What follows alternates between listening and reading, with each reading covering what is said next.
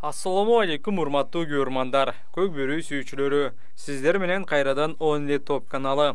2014 жылдан бери мыкты оюн көрсөтүп, алдыңкы клубка айланган Достук быйылкы сезондо кайрадан көрмандарын кубантууга даяр. Командага дагы бир тажрыйбалуу оюнчу келип кошулду. Ал Улан Насакеев. Улан Насакеев 1987 жылы 14 ноябрда Соклук районуна караштуу Төш Булак айылында туулган. 2004 жылдан бери чоң мелдештерде улак тартып келет. Карьерасынын башында көп жыл Бөрүлүү командасында ойногон. Акыркы жылдары биримдик Сары Өзөндүн намысын коргоп келген.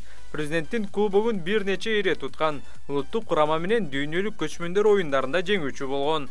Насакеевдин тажрыйбасы сөзсүз түрдө Достукка жардамын берет деген ойдомун. Эске салсак, бул жылы Достукка дагы 4 жаңы оюнчу келген.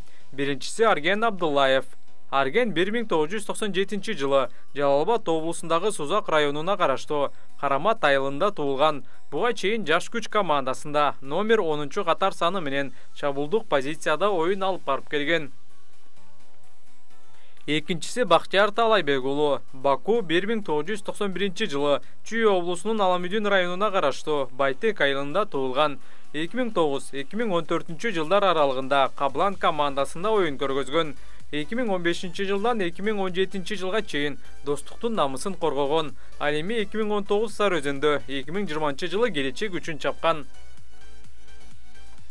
Үчүнчүсү буга чейин Арашан, Ак Суу командаларында ойноп келген Адилет Адисбек уулу. Позициясы жарым коргоочу, чабуулда дагы коргонууда дагы оюн алып барат.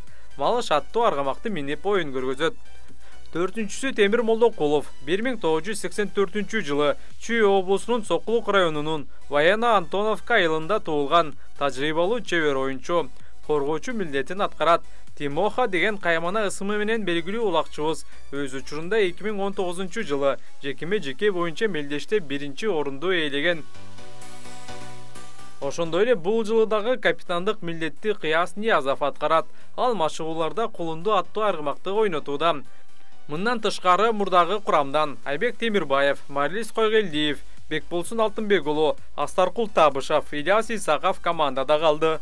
2021 жылдагы курамдан Султан Русланов, Эмирлан Жеңишбеков, Нурбек Юсупов Сары Өзөн командасына кетти. Мындан тышкары дагы эки таластык жигит Достуктан кеткен. Алар Майрамбек Рыспеков менен Таласбек Дүйшалиев. Учурда Достук Шалта айылында машыгууда. Акыркы жаңылыктардан Талисман аттуу күлүк аргымак бул турнирде Тилекке каршы оюнга чыкпайт. Дагы бир күлүк Токмок машыгууда өзүн мыкты деңгээлде көрсөтүүдө. Буйруса Норус турниринде ал аргымакты көрүп калабыз. Мындан тышкары Достукта бир нече жаңы аттар келди. Алар учурда машыгууда кароодо өтүп жатат. Урматтуу көкбөрү сүйүүчүлөрү, биздин каналга жазылып, биздин видеолорго лайк коюуну унутпаңыздар. Сиздерге дагы бир жолу ыраазычылык билдиребиз.